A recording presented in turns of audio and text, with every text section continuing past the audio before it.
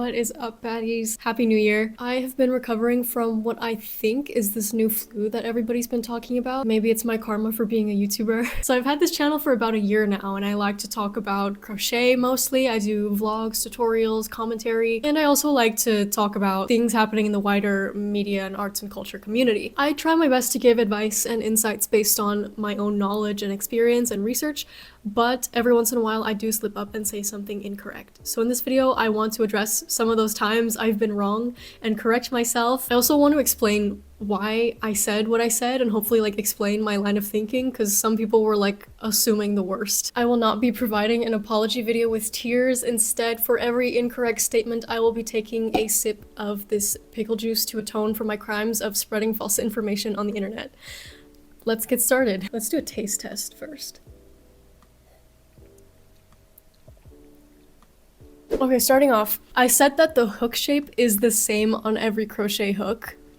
That is not true, and I knew that because I myself have seen crochet hooks with different shapes. For some reason, I just assumed that it was an aesthetic thing and not a functional thing. So there are tapered hooks and there are inline hooks. Some have sharper tips, some have blunt ones. And of course, the material can vary. You can have plastic hooks, metal, wood. It's not just the handle that differs, as I said, but it is the hook itself. I still vouch for my Clover soft touch hooks, so I suppose that means that my favorite hook is tapered.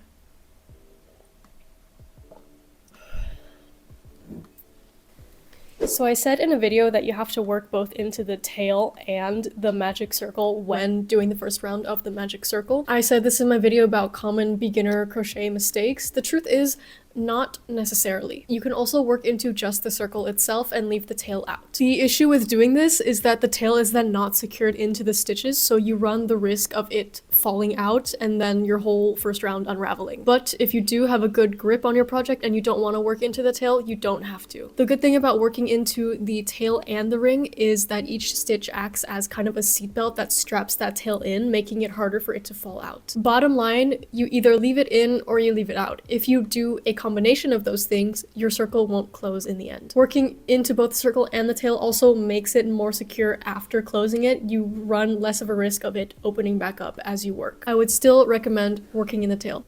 You have to remove your entire knitting project off your needles when fixing mistakes in knitting. This is not true. I said this in a video where I listed a couple reasons as to why I prefer crochet to knitting. This isn't always the case. You don't always have to remove your needles entirely. Depends on the nature of the mistake. In many cases, you can simply ladder down. For instance, if you realize that a few rows back, you accidentally did a purl stitch instead of a knit stitch, you can isolate that column on which you made that purl stitch, ladder down, and then ladder back up with knit. I do want to say that when laddering back up, a certain tool comes in to make it easier, and that is a crochet hook. I rest my case. In the same video, I also said that you need multiple knitting needles in each size. So in crochet, there are hook variations, as I've learned, but with knitting, you have different types of needles. So you have double pointed, you have straight, and you have circular. You can get away with knitting everything using just circular needles. In that case, you only need one pair in each size, and since the needles are attached by a cord, you don't run the risk of losing one or the other. There are also circular needle sets where you can actually remove the cord to interchange.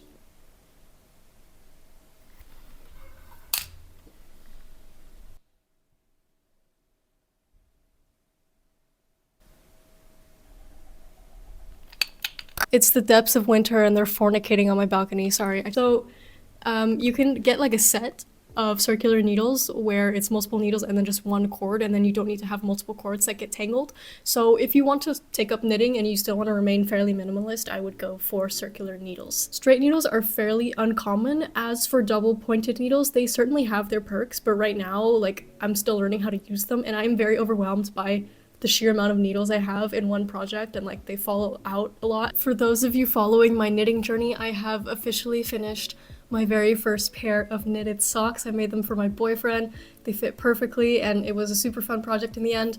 I ended up switching from circular needles to double pointed ones with the help of an in-law, and I finally got it.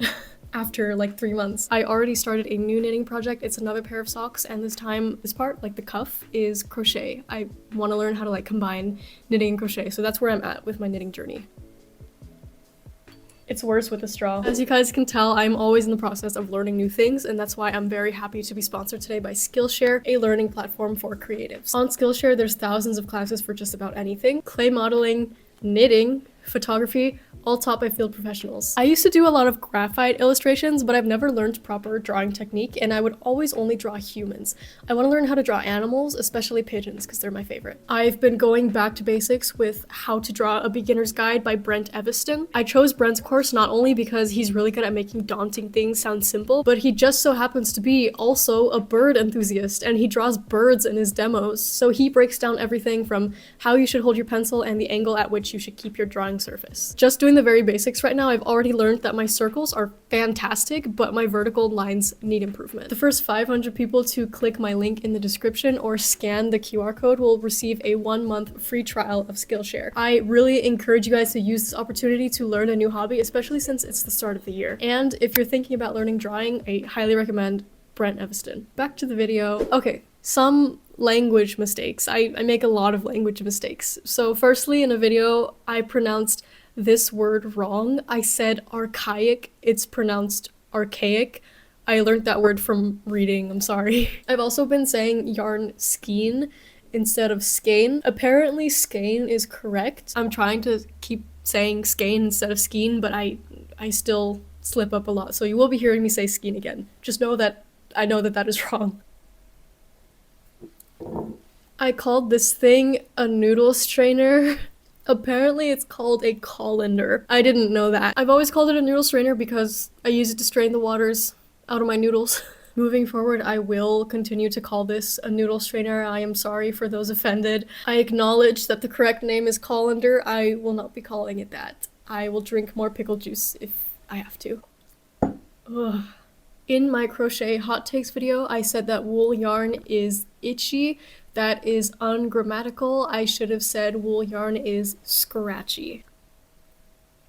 It really gets worse with each sip. So in my video about crochet gadgets that I would advise against buying, I mentioned that some of the gadgets can actually bring you benefit if you have a relevant disability. And the way I worded it, I said some gadgets may help if you are wheelchair bound. Wheelchair bound is a very unfortunately common and stigmatizing term for wheelchair users. It makes people believe in this inaccurate notion that people who use a wheelchair are like bound to it like their whole lives and they can't like get up from the chair, when in reality lots of wheelchair users are like in wheelchairs some of the time and then they can like stand for like short durations of time. And because that's not like widely understood, partly because of this term, a lot of wheelchair users who are seen like getting up from their chair get a lot of hate, and people are like, hey, you're faking your disability. If that's the case, like if you can get up from your chair, you're not truly disabled. This term also implies that a wheelchair is some sort of forfeiture that is imposed upon people with disabilities, when in reality it's a helpful tool that helps them get places that they otherwise wouldn't be able to. So wheelchair bound perpetuates negative stigmas about people with disabilities. The correct term that I should have used is wheelchair user. So in my most recent video, I referred to this model here as dark-skinned. She is not dark-skinned. She is darker-skinned in relation to Alana, who I was talking about in that video, but she herself would be considered light-skinned. The reason why I didn't say light-skin or black is because I didn't want to assume her ethnicity. In that video was about white supremacy, so I think in that context I could have just said she's a woman of color and it would have been too much of a generalization. She is light-skinned, not dark-skinned. I apologize. In that same video, I referred to Indigenous Australians as Aboriginal. And I said that because that is the term we used in university when talking about Australian colonization, but it is actually an insensitive term because first of all, it's not inclusive of all Australian First Nations, and it also connotes to Australia's colonial past. What I should have said instead is just Indigenous Australian or First Nation. I also used Aboriginal as a noun when it is an adjective. Like I should have said at least like Aboriginal person instead of an Aboriginal. Saying like an Aboriginal alone is as if somebody referred to me as like a Chinese instead of a Chinese person. That is something that I would have found icky or borderline offensive, so I should have known better. I'm gonna take a break from the pickles and I'm gonna take 2 sips after my next mistake, okay? Placing a suggestion for where you should put your stitch marker in a crochet pattern. So in my video where I asked ChatGPT to generate crochet patterns for me, I slagged it for not giving me a suggestion on where I should place the stitch marker. I expected this to be commonplace of patterns, but it's not. Most patterns just assume you know, especially older patterns. At that point, I have been following very, very beginner patterns and mostly video tutorials. And in video tutorials, the person making the tutorial is more likely to like talk about where to put the stitch marker because they will do it themselves in the video, and then they'll just be like, oh, stitch marker here. I just made an assumption that patterns do it too, and up until that point, I had also been putting that suggestion in my own patterns. But that's rare for written patterns, unless they're very, very beginner. I am sorry, ChatGPT. 2 sips this time.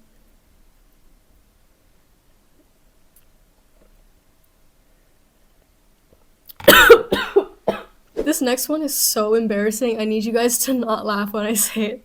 So in my video about crochet Halloween costumes, I came across this power armor crochet helmet, and I was like, this is so cool. It's giving Star Wars meets steampunk.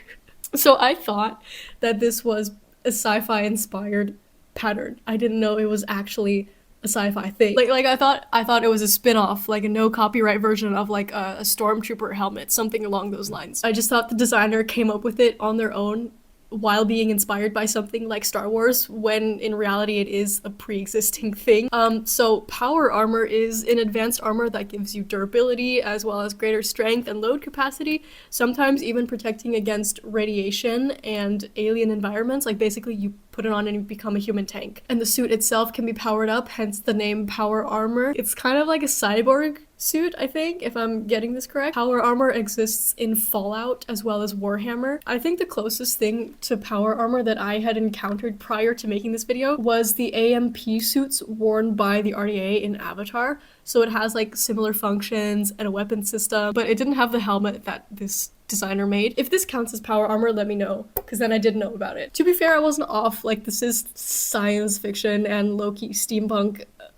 Admittedly, I had no idea what this thing was. I didn't know it actually existed in certain franchises, and I just thought it looked cool.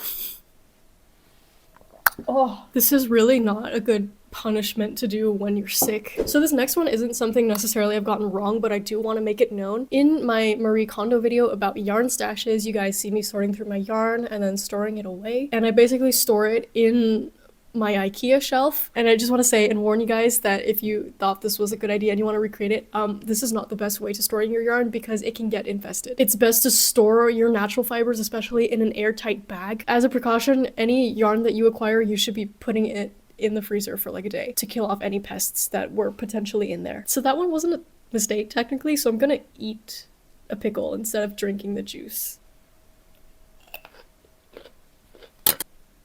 They're fucking again. In my video where I talk about how AI listings are ruining Etsy, I did a quick head count of my Etsy search and I identified the ones that I thought were AI. In that quick scroll, I did in fact point to a few that weren't AI. So the first one were these crochet high top sneakers, and I wrote this one off as AI because the physics weren't physicking, like it was standing up in perfect shape, like stacked upon one another, and I thought the weight of one shoe would, like the way it was stacked was just not making sense to me. This type of photography is also very AI-esque because of how clean everything is, like the soft shadows and the studio setup. But upon closer inspection, there is a plastic mold inside the shoes, which is holding up the shape of the shoe, and that's why they were able to perk up and stack on each other like that.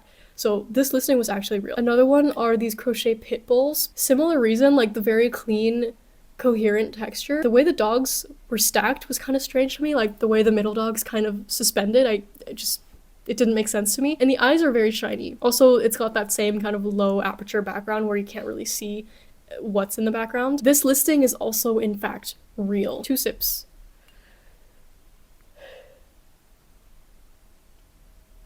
The better AI gets, the harder it is for me to differentiate between what's AI and what's real, which honestly just illustrates my point in that video even more. AI generates things based on real images they scrape from the internet, including images from other Etsy sellers. And most people searching for products on Etsy are going to be turned off by anything that resembles AI because they're on there for like real handmade products. So the real sellers with photographs that just happen to look like AI are also suffering from it. They don't teach you about the American civil rights movement in Australian schools. This is a bit of a tangent, you may be thinking. So I discussed a controversy about an Australian content creator, and she did a cosplay that looks like this. And I was saying, like, this looks awfully sus. Like, by the way, I'm not declaring whether or not this is blackface. That was just the context of this conversation. And I was saying that, like, if you know what blackface is, you usually don't want to risk doing anything that approximates it. So I was like, don't you learn about, like, blackface and the civil rights movement in schools? And a bunch of Australians were like, no, Lucy, they don't learn about the American civil rights movement in Australian schools.